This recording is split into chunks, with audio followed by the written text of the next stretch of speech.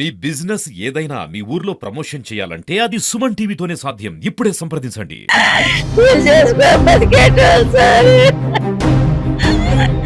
మీకేమైతాడు?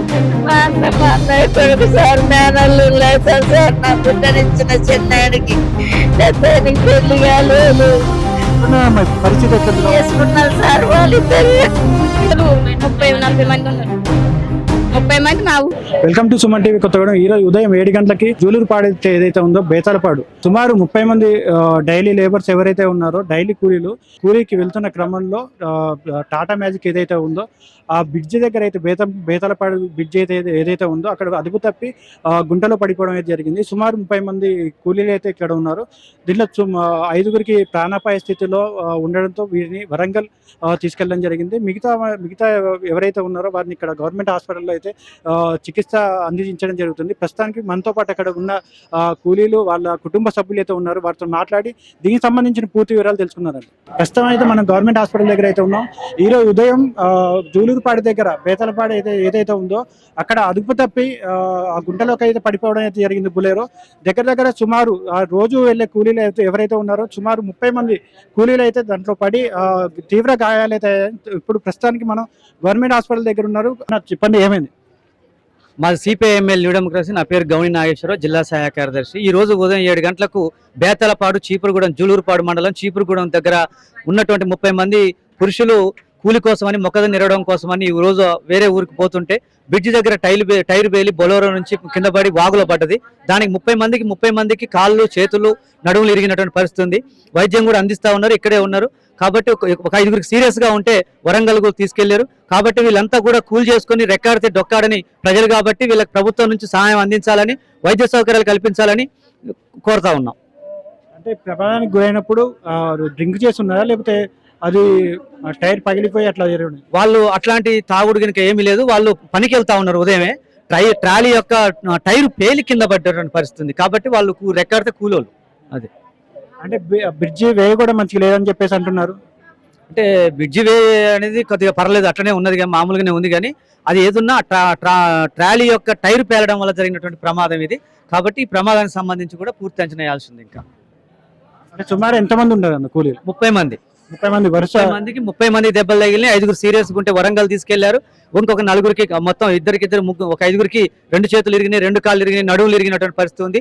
ఒక్కళ్ళకు కూడా ఇది జరిగింది ఇది జరగలేదు అనడానికి ఏమీ లేదు. మొత్తం ప్రమాదానికి గురైనటువంటి పరిస్థితి ఉంది.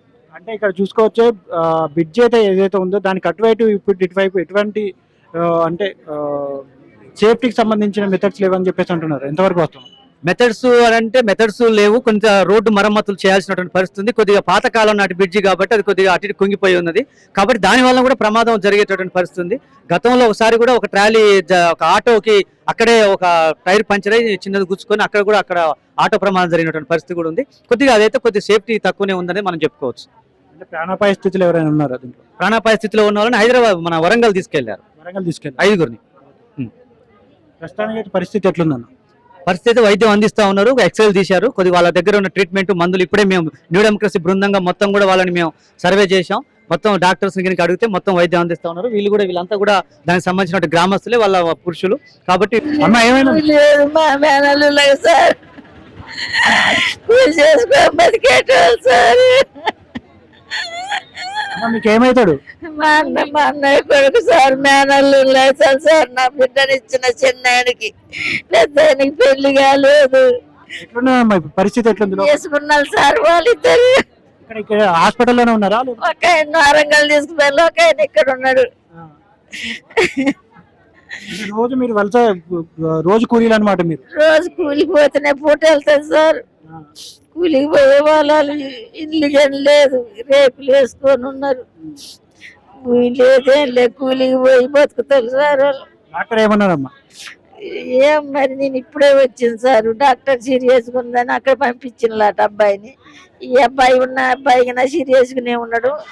మళ్ళీ వరంగల్ పంపించాలంటారు అబ్బాయిని. నాగా దానికి మాత్రం కాలు నుంచి అయిందట, కాలు శాంతి విరిగిపోయిందట. వరంగల్ చెప్పి ఈ చిన్న ఆయనకి రివల్కి జరిగి గడ కడుతుంది, రక్తం గడ కట్టిందట.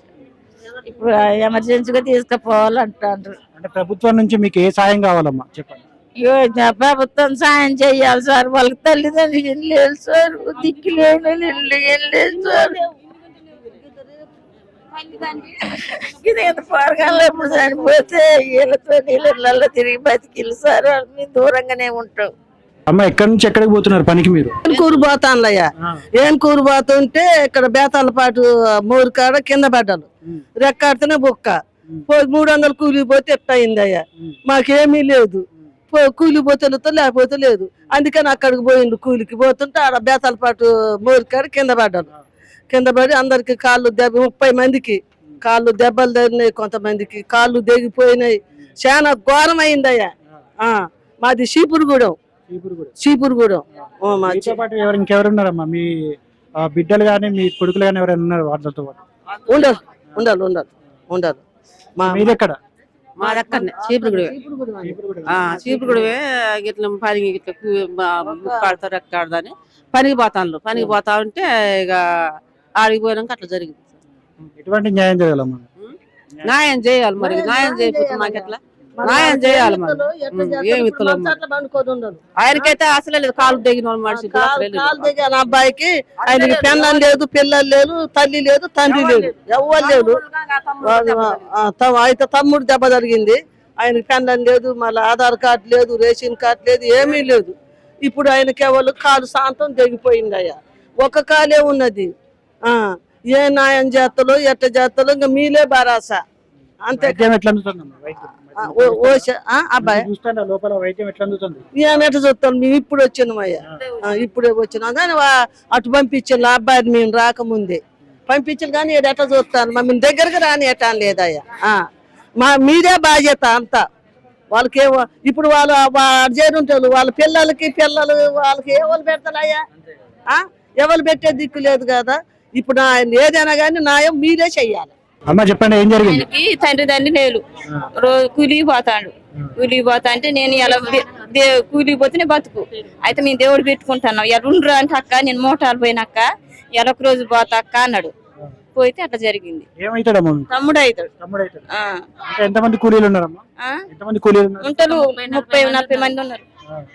30 మంది మా ఊరోళ్ళు, ఏరే ఊరు పక్క ఊరు. డైలీ మీరు కూలీకి పోతే గానీ మీకు బతుకుదేరి, లేకపోతే లేదు. వైద్య సేవలు ఎట్లా అందుతున్నాయమ్మా? మంచిగా చూస్తున్నారు ఇక్కడ? ఆయన కాళ్ళు అబ్బాయి ఇక్కడ లేడు కదా, హైదరాబాద్ పంపించిండ్రు, వరంగల్ పంపించిండ్రు. ఆయనకి తండ్రి లేదు, ఎవ్వరు లేదు. అయితే ఉన్న 2 తమ్ముళ్ళు ఉన్నారు కానీ వాళ్ళు కూడా చుట్టాలేదు. అయితే నేనే మా ఇంటి కాడ పెట్టుకొని నేనే అన్నం పెడతాను. సార్ ఏం జరిగింది సార్? భద్రాద్రి కొత్తగూడెం జిల్లా జుల్లూరుపాడు మండలం బేతాలపాడు శివార్లో దాదాపు 30 మంది కూలీలతోటి ట్రాలీ ఆటోలో వెళ్తున్నటువంటి కూలీలు ఈరోజు ఉదయం టైర్ పంచర్ అయి బోల్తా పట్టడం జరిగింది. ఆ పక్కన పెద్ద గొయ్యి ఉంది. ఆ గొయ్యిలో పట్టడం వల్ల చాలామందికి కాళ్ళు ఎరగటం, కొంతమందికి 1-2 చాలా సీరియస్గా కండిషన్ చాలా సీరియస్గా ఉంది. ఇంకొంతమందికి ఈరోజు ఒక పేషెంట్ కూడా వరంగల్ తీసుకోవడం జరిగింది. ఇక్కడ చాలామంది అడ్మిట్ అయ్యారు. వాళ్ళని పరామర్శించడం కోసం మా ఎమ్మెల్యే రామదాస్ నాయక్ గారి ఆదేశం మేరకు మా పెద్దలు జిల్లా నాయకులు లేల వెంకటరెడ్డి గారు, మండల అధ్యక్షులు మంగిలాల్ నాయక్ గారు, సీనియర్ నాయకులు నరసింహరావు గారు, ఆ ఊరు గ్రామ పెద్దలందరితో కలిసి పరామర్శించడానికి రావడం జరిగింది. ఇక్కడ ఎటువంటి వైద్యం అందుతుంది సార్ వీళ్ళకి? అక్కడ వెంటనే పోలీసు వాళ్ళు స్పందించారు. ఇక్కడ రాంగ్లో కూడా చక్కటి వైద్యం బాగానే అందుతుంది. మా పెద్దలందరూ వచ్చి మాట్లాడారు. డాక్టర్ గారితో కూడా ఇప్పుడు మా వెంకటరెడ్డి గారు మాట్లాడారు. వైద్యం చక్కగా అందుతుంది. సుమారు ఎంతమంది ఉంటారు సార్ ఇక్కడ? దాదాపు 25 మంది అడ్మిట్ అయ్యారు. 25 మంది అడ్మిట్ అయ్యారు.